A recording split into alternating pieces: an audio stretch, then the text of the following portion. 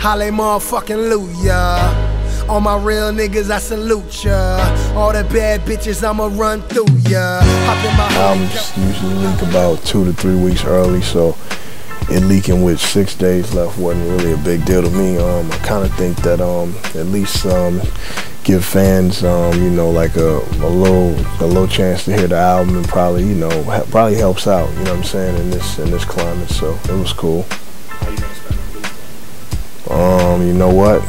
Fly out of New York at about 9 and get home in LA about 1, and you know, the iTunes will be, you know, live at midnight. So I'm gonna just go to sleep. When I wake up, I'll figure out the rest of the day as I go. I saw an interview you did with us recently. You were saying that Freedom is your favorite song on the album. Yeah. Is that still true? Yeah, you know what? All my songs are my favorite songs. You know, as long as I'm on it, it is what it is. But you know, Freedom just gives me that old hip hop feel, man. You know what I'm saying? Sounds like one of them old Just Blaze beats, and it's pretty dope. Produced by Amadeus, who, you know, is pretty dope, man. Been one of Diddy's hitmen for years, man. Young, dope cat. So, you know, and then Elijah, you know, singing on it is pretty dope. He a new talent, you know what I'm saying? Can't wait for people to really get a load of what, you know, him and his talents can offer. But yeah, Freedom is a dope track. How'd you get up on Elijah, man, you know, when I'm recording, man, people just stop through.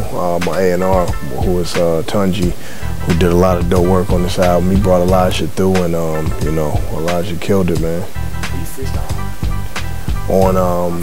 Yeah, the funny part about it, man, is I just went in the booth and I just started rapping, and the part where I stopped freestyling was Birdman actually called me while I was in the booth. It just was random, and so I told Birdman I was recording, and, you know, like, that I need him to, you know, get on the album right here. So we just chopped it for that little second, and then I finished freestyling after I was done.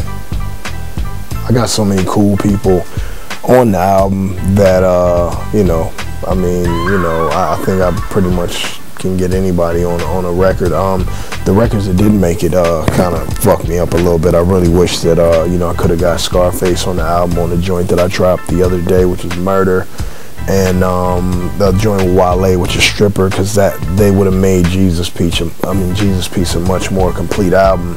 And so on the artwork to Murder, I put like the track listing and where you could slide those songs in, and they'll actually fit perfectly, you know, because that's how I record my albums. And, you know, we sequence them like damn near, you know, to a T, man. And like I got that from Dr. Dre too, just the process, what to do and how to make everything sonically fit. So, you know.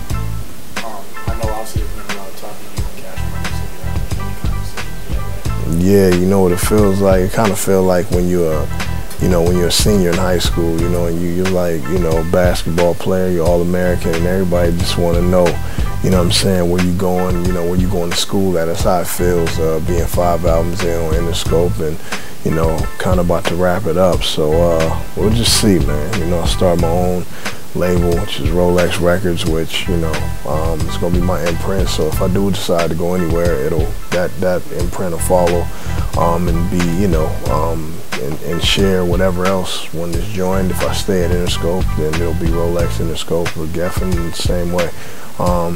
It's too early to make a decision now. I like to just stay focused on my album, promoting it, give my fans what they need, before I make any, you know, conscious decisions about where I'm going next in my career. I'm just chilling. I'm focused on Jesus Piece, and that's the focal point right now. And let me just keep it locked right there for a minute.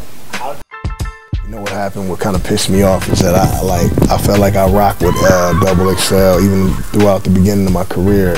I kind of rode against the source, you know what I'm saying, with 50 and M, and rode on Benzino, and it even took it to the streets. Double XL was sort of our flagship, and you know, I've been on countless Double XL covers, and always been, you know, always mentioned the Double XL, man. Then one day, I seen this cover with I want to say I think it was Kendrick on it or something, or maybe Dre or Kendrick, but it was like Dre, you know, is bringing out Kendrick, and he brought out M and 50 and Snoop. but you know, the guy that sold 10 million records was just missing.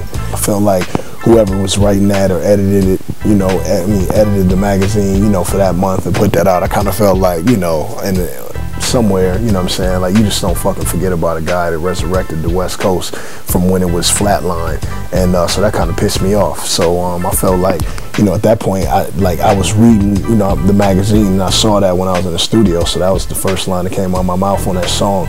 And you know me, I'm not one to you know, hold my tongue for anybody.